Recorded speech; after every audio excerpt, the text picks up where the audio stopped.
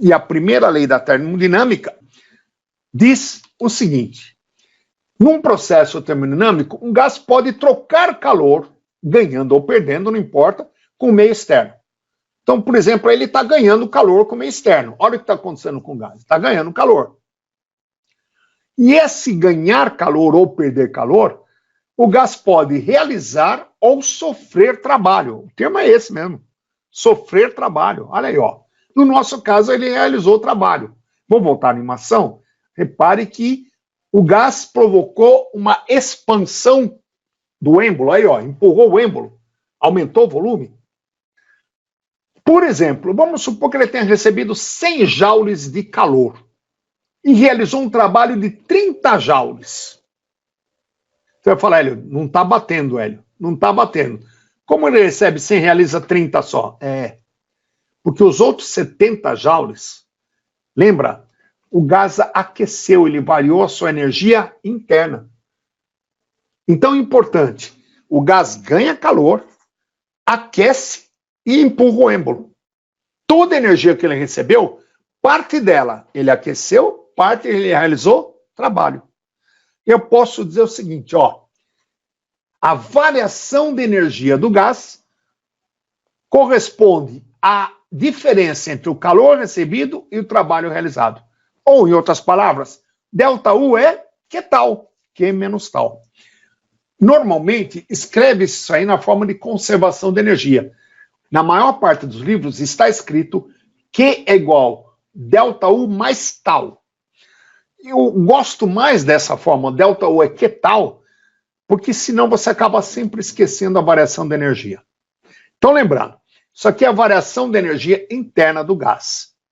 E olha que legal agora, presta atenção nisso que eu vou te mostrar, ó. No caso de uma transformação isotérmica, vamos raciocinar? Isotérmica. Quer dizer que durante a transformação a temperatura se manteve constante. Se a temperatura se mantiver constante, não há variação da energia interna. Então, o ΔU é zero na transformação isotérmica. Olha que importância.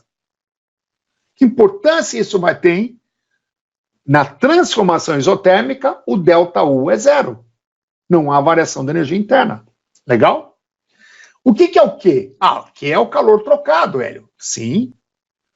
Mas cuidado. Sempre o corpo troca calor? Não. Às vezes, existem algumas transformações que elas são muito rápidas, são tão rápidas que não dá tempo do corpo trocar calor. É verdade. Ou então, a gente isola o corpo de tal maneira do meio externo que ele não consegue trocar calor com o meio externo. São as famosas transformações adiabáticas. E nesse caso, o calor trocado é zero. Então, olha que legal. Na transformação adiabática, o corpo não troca calor, o que é igual a zero. E pode até acontecer do corpo nem realizar trabalho. Trabalho do gás. Ué, como ele não realiza trabalho? Pode acontecer. Pode acontecer do êmbolo não se deslocar, nem para cima nem para baixo. É verdade. Nesse caso, o volume vai ser constante. Ele nem expande e nem contrai.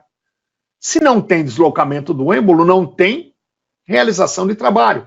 É a famosa transformação isocórica, ou isométrica, ou isovolumétrica. O volume é constante, o trabalho é igual a zero. Está reparando? Adiabática, o Q é zero. ΔU igual a zero na isotérmica, tal igual a zero na isocórica.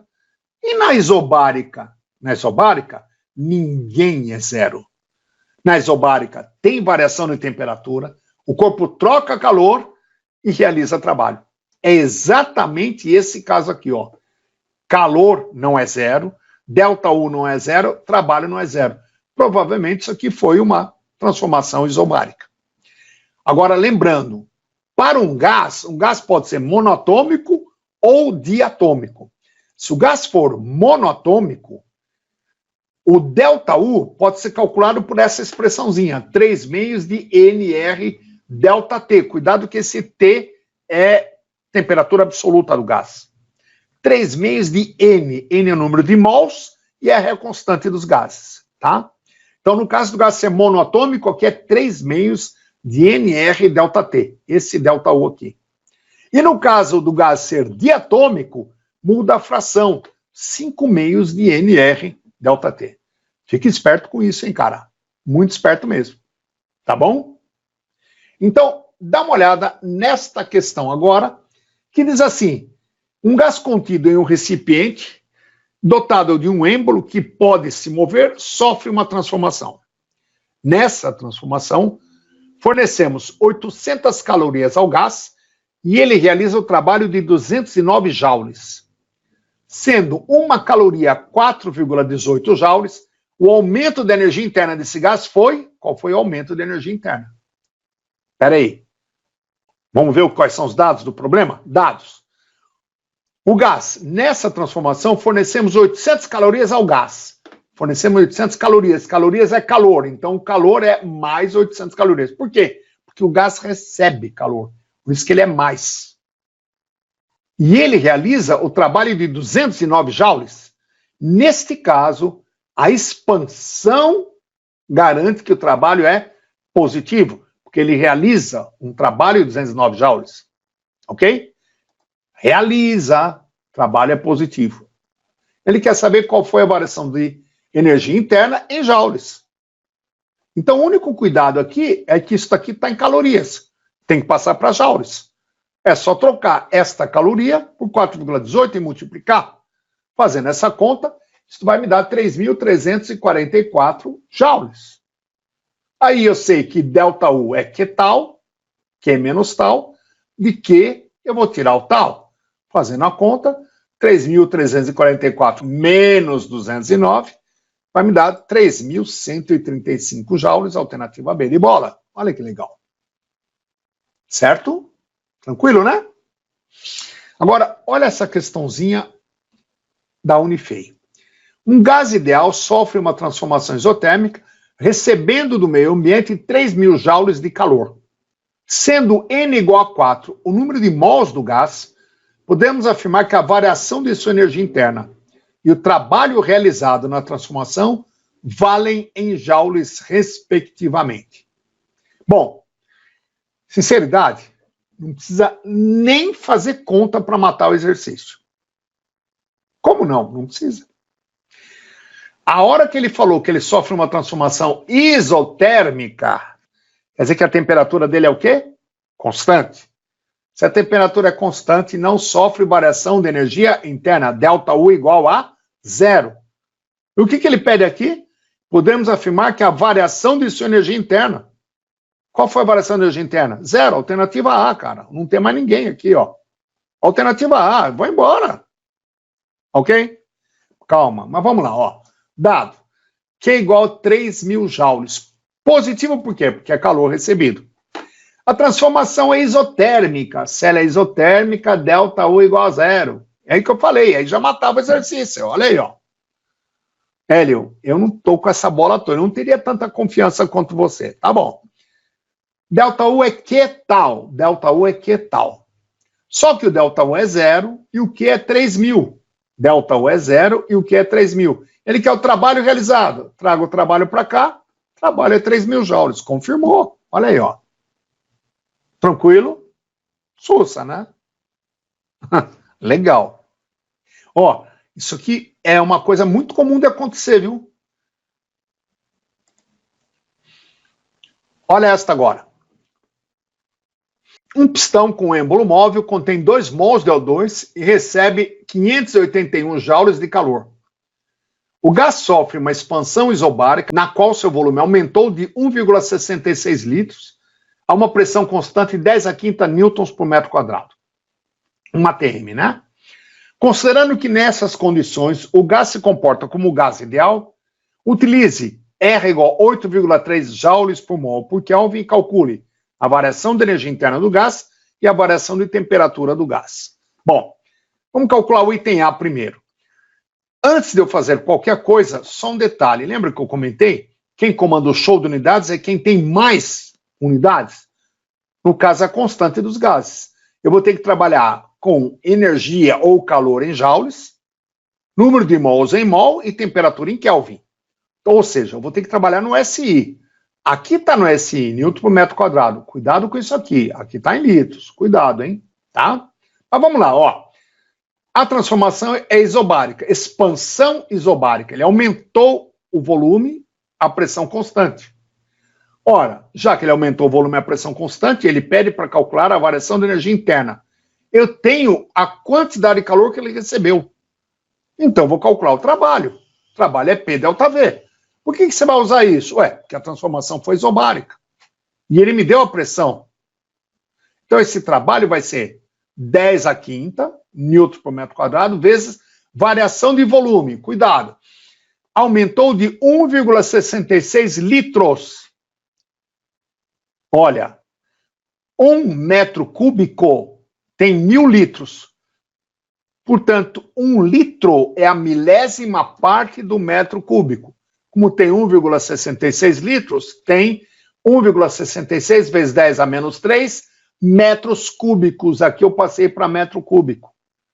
Então aqui está em newton por metro quadrado, aqui está em metro cúbico, isso vai sair em joules. Fazendo essa conta, e isso é positivo porque houve uma expansão, o trabalho é de 166 joules. Ó, 10 a quinta vezes 10 a menos 3 é 10 ao quadrado, vezes 1,66, 166. Ok? O ΔU é Q menos tal. O Q eu tenho? 581 joules. O tal é 166. Olha aí. Fazendo essa conta, 415 joules. Ok? E no item B, ele pede a variação de temperatura do gás.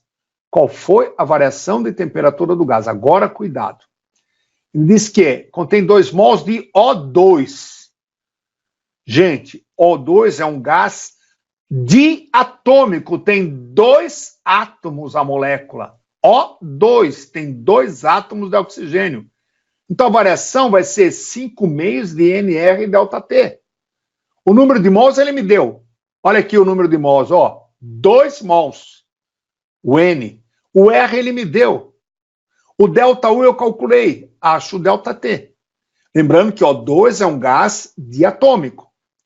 Isolando o ΔT aqui, eu posso escrever aqui 2ΔU, ó, 2 vezes ΔU, dividido por 5NR é o ΔT. Substituindo os valores, 2ΔU, ΔU é 415, embaixo 5 vezes 2, 8,3 é o caso da constante joules por mol por Kelvin. Fazendo essa conta aqui, em cima vai me dar 830. Embaixo, 10 vezes 8,3 me dá 83. 830 por 83, variação de temperatura 10 kelvins. Se eu sou examinador, eu pediria ali qual foi a variação de temperatura em graus Celsius. Sabe qual seria a resposta? A mesma, 10 graus Celsius.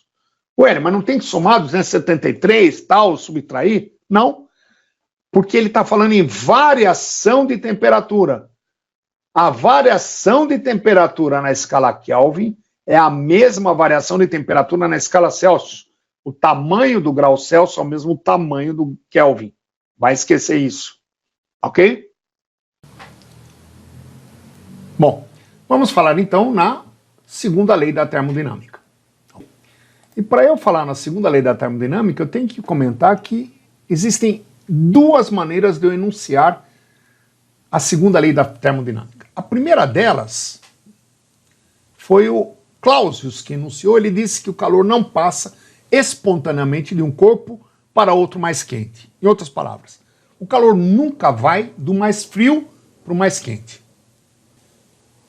E o segundo foi o Kelvin e depois o Planck, que enunciou o seguinte: é impossível construir uma máquina operando em ciclos cujo único efeito seja retirar calor de uma fonte e convertê-lo integralmente, ou seja, 100% em trabalho. Então, fechando, o calor nunca vai do mais frio para o mais quente e é impossível construir uma máquina que, operando em ciclos, retire o calor de uma fonte e converta integralmente em trabalho, esse sendo o único efeito dela. Tá? Para você entender melhor isso, dá uma olhada nesse esquema de conversão de calor em trabalho. Eu tenho que uma fonte quente é uma temperatura absoluta TA, uma fonte fria é uma temperatura absoluta TB e uma máquina térmica. eu forneço calor para essa máquina térmica, a quantidade de calor que há. Essa máquina térmica aquece, realiza trabalho tal. Só que por aquecer, ela fica a uma temperatura maior que a fonte fria, ela cede calor para a fonte fria. Então, lembrando o que o Kelvin e o Planck falaram, é impossível construir uma máquina térmica que pega 100% desse calor que ela recebe e transforma 100% em trabalho. Isso quer dizer que ela não aqueceria. Impossível isso. Não haveria essa cessão de calor para a fonte fria. Impossível. E aí, né, o que o Clausius falou, o calor nunca vai da fonte fria para a fonte quente. É sempre da quente para a fria. No caso da segunda lei da termodinâmica. Né? Por ser uma máquina, vamos falar no rendimento da máquina? Vamos lembrar, quando eu vou calcular o rendimento de qualquer coisa, eu vou calcular o útil pelo que foi fornecido, ou seja, quanto eu consegui produzir com aquilo que me foi fornecido. Ora, o que interessa para a gente de útil é o trabalho que a máquina realiza. Então eu tenho que comparar o quanto eu obtive de trabalho útil por aquilo que eu forneci. O que eu forneci? Calor da fonte quente, que é A. Está aqui. O rendimento de uma máquina térmica é o trabalho pelo calor obtido da fonte quente. Olha aí, ó. Trabalho é útil, que A é o calor fornecido. Ok? Se nós pensarmos em termos de conservação de energia, este calor é a soma desses dois. Ou então vamos pensar, como é que eu calculo o trabalho? Fácil, do calor que ela recebeu, desconto o calor que ela forneceu para a fonte fria. A diferença me dá o trabalho. Está aqui, ó, o trabalho é QA menos QB. Isso por uma questão de conservação de energia. Se nós pensarmos no rendimento, vamos trocar esse trabalho por QA menos QB. Está aqui, ó, QA menos QB, que é o trabalho, dividido por QA. Né? Que eu posso escrever assim, QA por QA menos QB por QA. Olha aí, ó. Mas QA dividido por QA é 1. Então tá aqui, ó. O rendimento pode ser calculado assim também. 1 menos calor cedido para a fonte fria, dividido pelo calor recebido da fonte quente. 1 menos essa fração me dá o rendimento. Tá? E, normalmente, o que vem no vestibular é o ciclo de Carnot, que em 1824 enunciou isto. O ciclo de Carnot proporciona rendimento máximo a uma máquina térmica. E agora esse máximo aqui que eu quero alertar você. Rendimento máximo não quer dizer 100%. Como não, Hélio? Não, pera aí. Deixa eu te explicar. Eu construo uma máquina térmica qualquer, tá? Essa máquina térmica, se ela trabalhar no ciclo de Carnot, ela vai produzir o máximo rendimento dela. Esse rendimento pode ser 30%, 25%. Se ela trabalhar no ciclo de Carnot, ela atinge o máximo que ela pode dar. Tá? Não é o rendimento de 100%, é o máximo que ela consegue dar. Se ela trabalhar em outro ciclo qualquer, aí o rendimento vai cair. O máximo é quando ela trabalha no ciclo de Carnot. E o que é o ciclo de Carnot? Vamos entender no gráfico pressão-volume. Em primeiro lugar, ela está no estado 1. No estado 1, ela está nesta temperatura, nesta isotérmica TA. Então, primeiramente, preste bastante atenção. O ciclo de Carnot é compreendido assim. Primeiro vai haver uma expansão isotérmica. Portanto, do estado 1 para o estado 2, aumenta o volume, diminui a pressão, mas a temperatura se mantém constante. É uma isotérmica. De 1 para 2 é uma isotérmica. Tá legal ou não? Então, ó, ocorreu um aumento de volume, passou do volume 1 para o volume 2, aumentou o volume. Houve uma queda de pressão 1 é maior que a pressão 2, mas a temperatura permaneceu constante. Até aí, tudo bem? Legal. Aí vai acontecer uma expansão, vamos aumentar o volume ainda, adiabática. Isso é fácil de obter? É uma expansão muito rápida. Assim, ó. e ele passa para a situação 3 na temperatura TB. Veja que a temperatura TB é menor que a temperatura TA. Quanto mais próximo dos eixos, menor a temperatura. Temperatura TB é menor que a temperatura TA.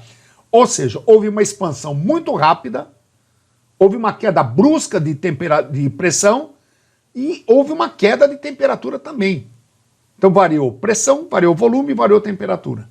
Houve uma expansão adiabática, mas ele não trocou calor com ninguém, por ser muito rápido, tá? Aí, até agora, só expansão. Agora, haverá uma contração isotérmica na temperatura TB. Então, vamos reduzir o volume, haverá uma redução de volume, haverá um aumento de pressão, um pequeno aumento de pressão aqui, mas a temperatura se mantém constante. Então, uma isotérmica de 3 para 4. Olha aí. E como é cíclico, né? Uma máquina térmica, ela trabalha em ciclos. Agora eu vou voltar para o estado 1. Outra transformação adiabática. Ok? Ou seja, uma compressão mais rápida, de modo que o volume rapidamente diminui, a pressão rapidamente aumenta, até significativamente, e a temperatura também aumenta. Voltou no estado 1, na temperatura 1, para começar todo o ciclo de novo. Expansão isotérmica, expansão adiabática. Compressão isotérmica, compressão adiabática. Tá? E no ciclo de Carnot, isso daqui é uma coisa que vai valer sempre. A razão entre os calores trocados, tá? Que é A e que é B, calor que recebeu da fonte A e cedeu para a fonte B, é igual a temperatura TA da fonte quente, temperatura TB da fonte fria. Ok? Mas nós vimos que o rendimento de qualquer máquina é 1 menos calor cedido para a fonte fria dividido pelo calor recebido da fonte quente.